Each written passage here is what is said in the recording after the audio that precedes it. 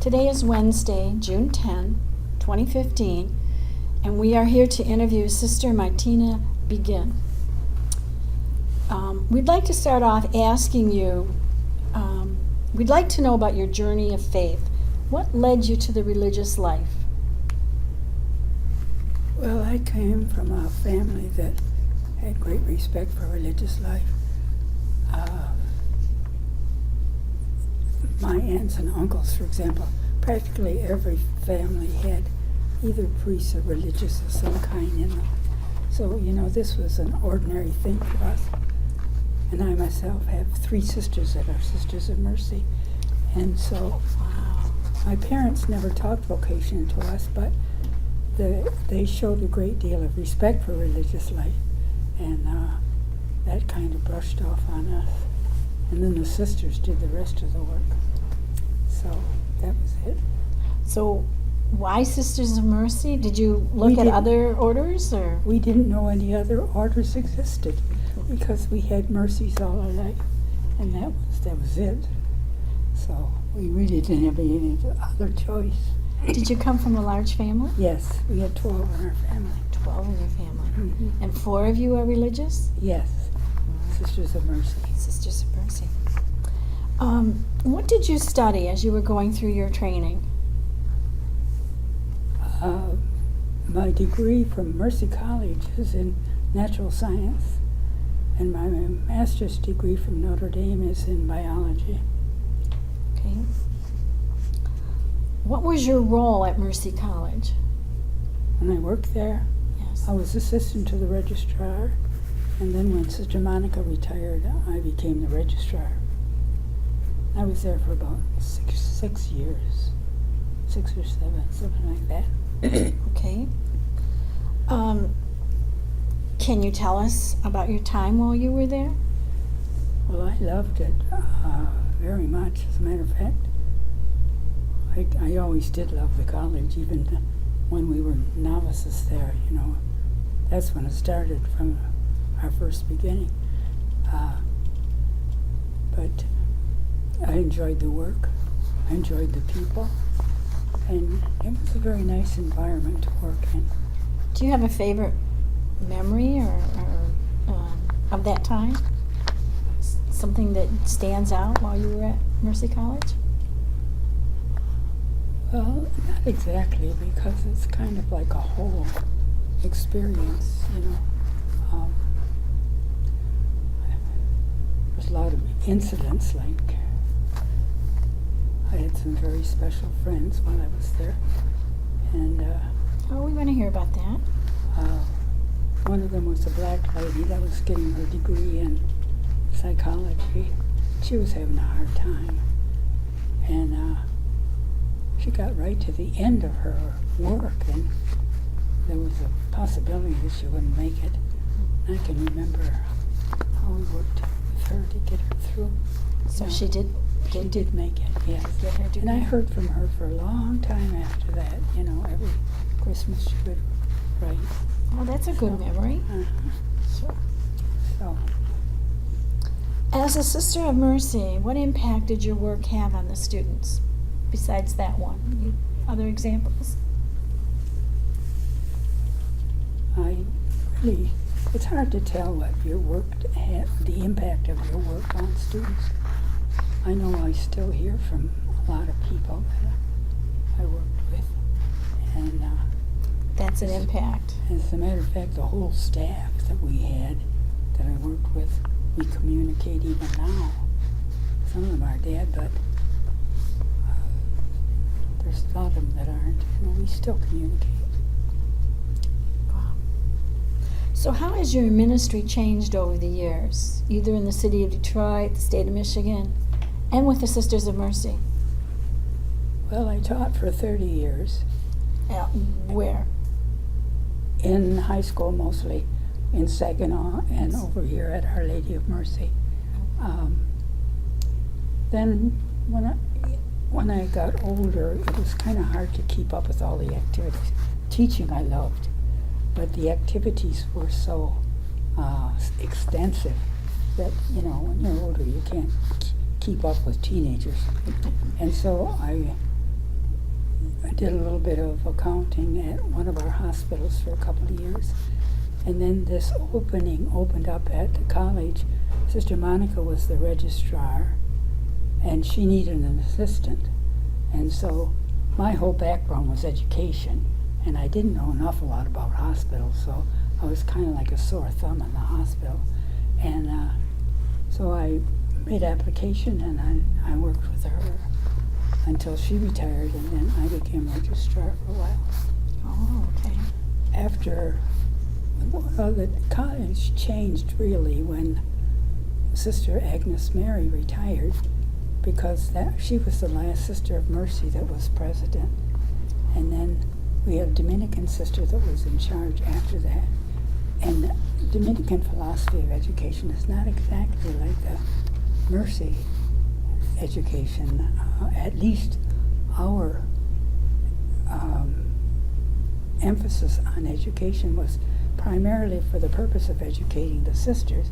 And since our work was in education and in hospital work, our majors were mostly in those areas. You know, we had a lot of nursing and even a lot of smaller branches of hospital administration, like respiratory therapy and some of these others, medical records and stuff like that.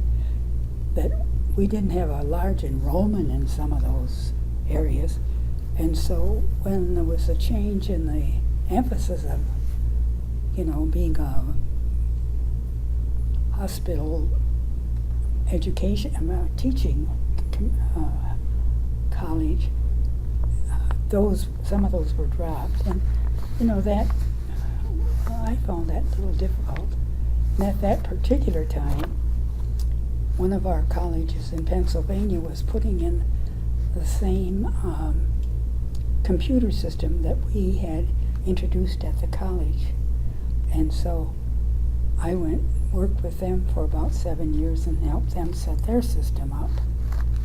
And then after that, I retired from education and just taught computer for a while, and then just plain retired. Well, when you taught, what did you say, like for 30 years in the high schools? What were you teaching? Biology. Biology? Primarily. Primarily, Yeah. okay. I'd like to ask you a little bit about getting a Dominican in as president of Mercy College. You were there at the time? Yes. There wasn't a Sister of Mercy that wanted the job? Well, there was a Sister of Mercy that made application, but the board chose the Dominican sister. I don't know why, because that was their job, not mine. And their philosophy of education is a little different than, you know, because they're Dominicans. Right. And so, you know, their emphasis would naturally shift from what we emphasized to what they emphasized. It wasn't a marked change, but it was one that I, as a Sister of Mercy, felt, you know. And that's one of the things that prompted me to go to Gwinnett in Pennsylvania and work for them for a while, because I was still in the Mercy atmosphere, you know. And that's kind of like part of your whole life, and so you fit better. Right, yes. So were there any Sisters of Mercy on the board at the time? That I don't remember. I really don't remember. I was always curious as to how a Dominican got to be president of a Mercy College. Well, she had marvelous background experience. Oh, okay. And I think that was to her advantage. She was a good administrator, don't get me wrong. She was a very good administrator. As a matter of fact, she continued administration in one of their colleges, I think in Florida, when she left our place, but I'm not sure about that. But she did a good job while she was there. There wasn't, you know, anything to do with her that made a difference. Okay. How do you live out the mission of the Sisters of Mercy? How? Yes. Well, during those active years, you do it by the ministry that you're given, you know. You work with the people that you're administering to, and that becomes your way of life. But now, in your retired years, you spend your life more or less living with each other and helping each other to live a better life and to live a holier life and so on. You know, our work now is more giving or service to each other than it is service outside, because we can't handle the outside anymore. It's this sense of community that Oh yeah, right. it's so important. So what are you doing now? I do lots of things. Okay, we want to hear it all. Some of it is very simple. A lot of it's very simple. I do a lot of sewing. I do a lot of Sewing. crafts. And I do a lot of little things that help around the house. Like I get up in the morning and turn on the lights so that the sisters aren't groping around in the dark. That's a little thing, but it's important. And I help wherever there's help Appreciate it needed. too. Yeah. And I do a lot of gardening. I love gardening. And so I take care of one of the courts and keep that planted. As a matter of fact, I just finished planting it. One of the men helped me do the parts that I can't do. You know, I'm 94 years old, and so I am at a point where I can't do an awful lot, but I keep going. I never would have guessed. I never would have guessed 94. So do you plant vegetables? Or is it more garden or flower I garden? haven't time for vegetables. My emphasis is on producing some kind of beauty so that, you know, your soul is inspired, not necessarily your body.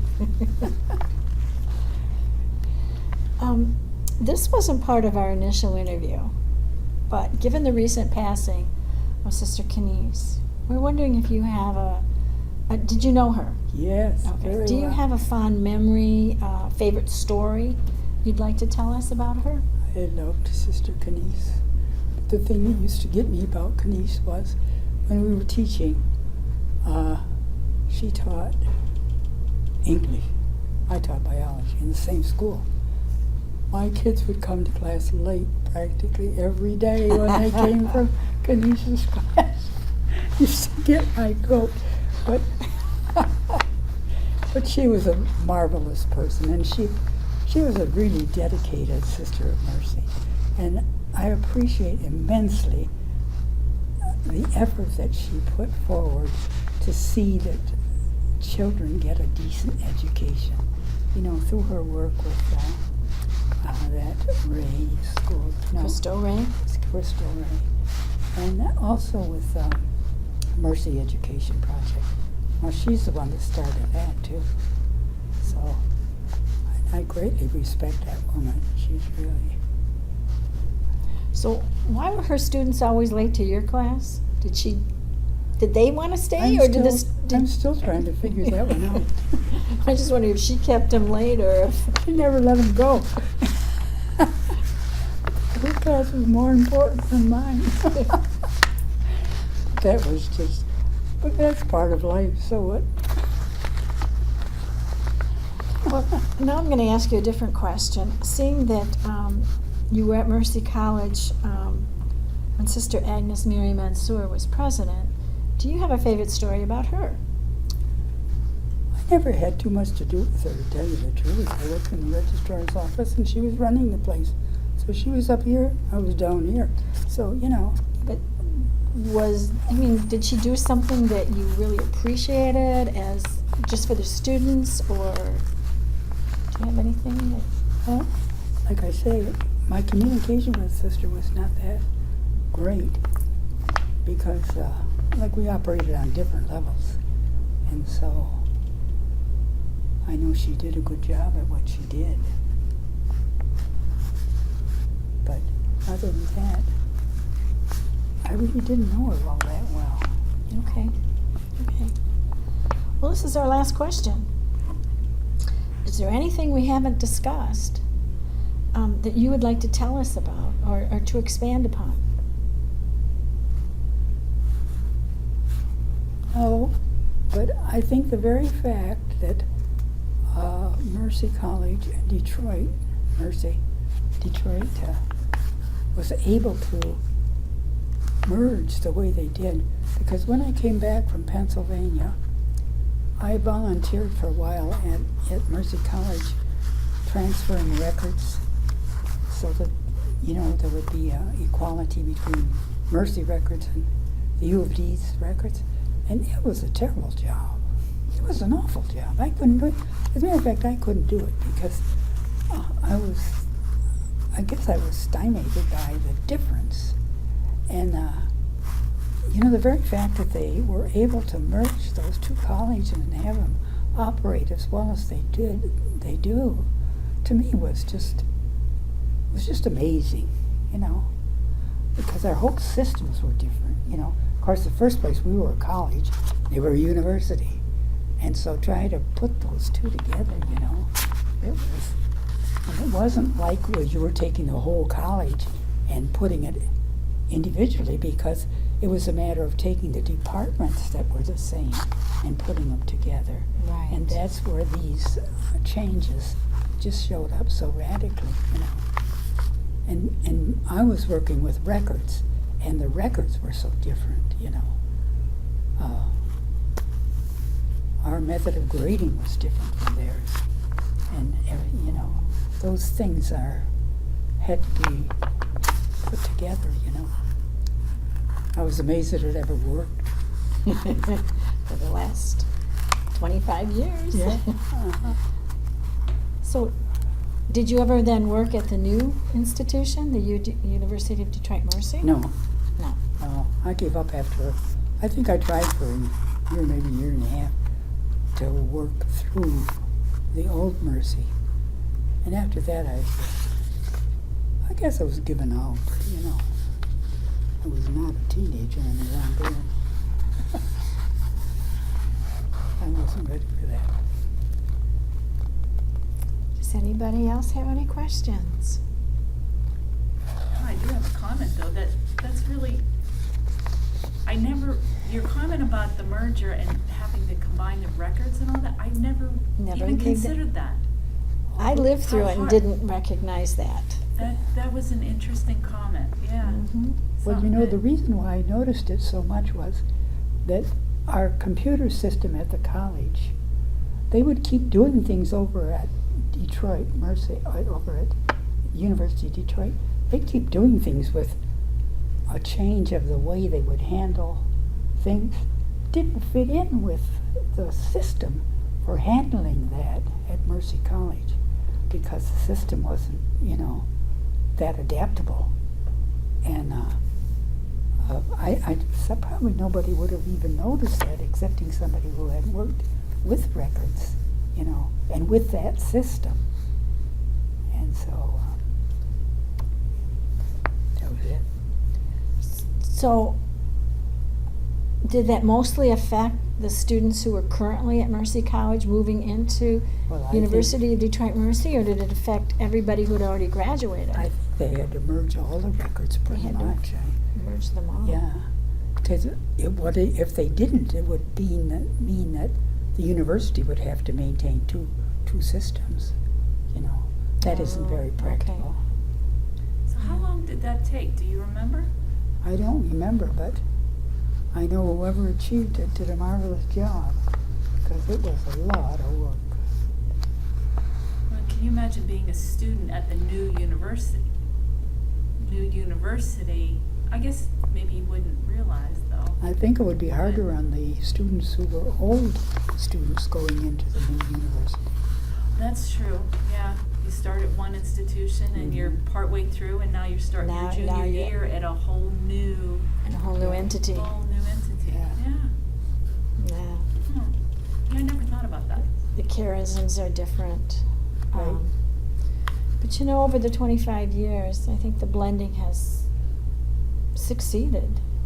It has succeeded. Yeah, Oh, yeah. At least from the Jesuits' point of view, and from the Sisters of Mercy's point of view that we've spoken to. Uh-huh. They seem to feel it's been not seamless, but it's Yeah. has accomplished its goal of unifying two religious orders into one entity. Mhm. Of course, the Sisters of Mercy and other units have combined with the Jesuits, like in, I think, Chicago did that too. Oh, so this isn't unique. I don't think so. Oh, okay. Anyway, Very interesting. Yes. Well, thank Okay. you very much. Thank you so much. This has been We great, really sister. appreciate it.